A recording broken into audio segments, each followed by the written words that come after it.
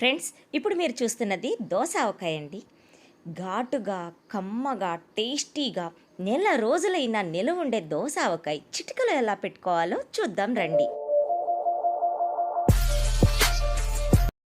Hello, welcome to it's me Revathi Sekhar. చూసారు కదండి, దోసకాయ చిటికలో పెట్టేసుకోవచ్చండి. ఎలా పెట్టుకోవాలి అది కూడా పర్ఫెక్ట్ టేస్ట్ తోటి ఈ వీడియోలో చూసేద్దాం. దీనికి మేము జగ్గయ్యపేట దోసకాయలు తీసుకున్నామండి 2. ముందుగా ఆ దోసకాయల్ని శుభ్రంగా కడుక్కొని ఇలా 2 ముక్కలుగా చీల్చుకొని అందులో ఉన్న గింజలన్నీ తీసేయాలి. తర్వాత ఒక చిన్న ముక్క కట్ చేసుకొని టేస్ట్ చూడండి.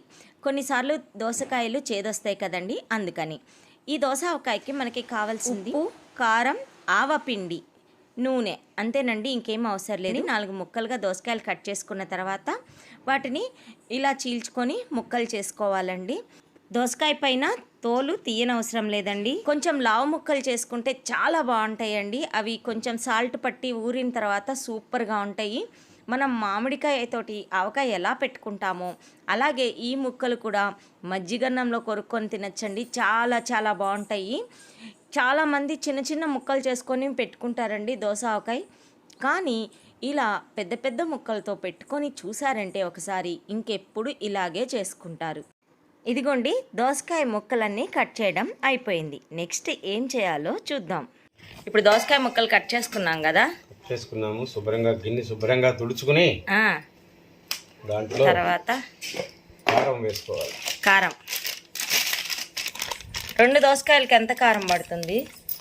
1/2 కేజీ కారం దాకా వేసుకోవాలి. అవునా, అంత పడుతుందా? ఎక్కువ వేస్తే బాగుంటుంది, ఎక్కువ రోజులు పాడవదు. కొద్దిగా ఆవపిండి కారం కంట 2-3 స్పూన్లు ఎక్కువ వేసుకోవాలి. అంటే 1/2 కిలో కంటే కొంచెం ఎక్కువ వేసుకుంటే కమ్మగా ఉంటుంది. తగినంత ఉప్పు, కొలతలు అవసరం లేదు, మీకు డైరెక్ట్గా వేసేస్తారు.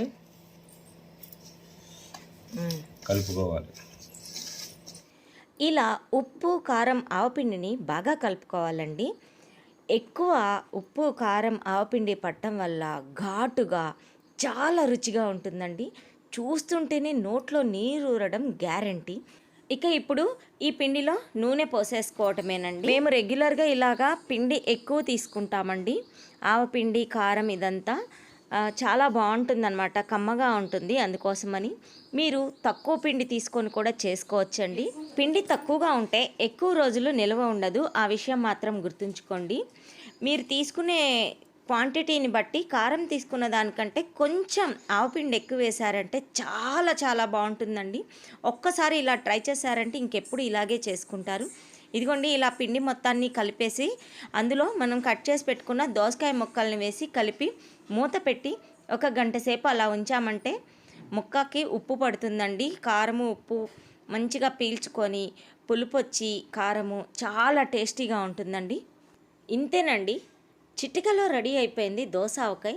1 గంట సేపు మనం పక్కన పెట్టామంటే అద్భుతమైన వాసనతో, రుచితోటి సూపర్గా రెడీ అయిపోతుంది మన దోసకాయ. మామిడికాయ పచ్చడికి సాటిగా ఉంటుందండి. ఇది చాలా బాగుంటుంది, తప్పనిసరిగా ట్రై చేయండి. ఇలా చేత్తో కలిపితే మండుతుంది అని అనుకుంటే స్పూన్తో కలుపుకోండి. కాకపోతే ఇట్లా చేత్తో కలపడం వల్ల మనము పిండ్లన్నీ చక్కగా కలిసిపోతాయి, చాలా బాగుంటుంది. దోసకాయ రెడీ. చిటికలో దోసకాయ రెడీ చేశారు మా బావగారు. సూపర్ అంటే సూపర్గా ఉంటుందండి. మీరు కూడా తప్పకుండా ట్రై చేయండి. వీడియో నచ్చితే లైక్ చేయండి, షేర్ చేయండి. It's me Revathi Sekhar. నాకు తెలిసింది మీకు చెప్పాను. Thank you.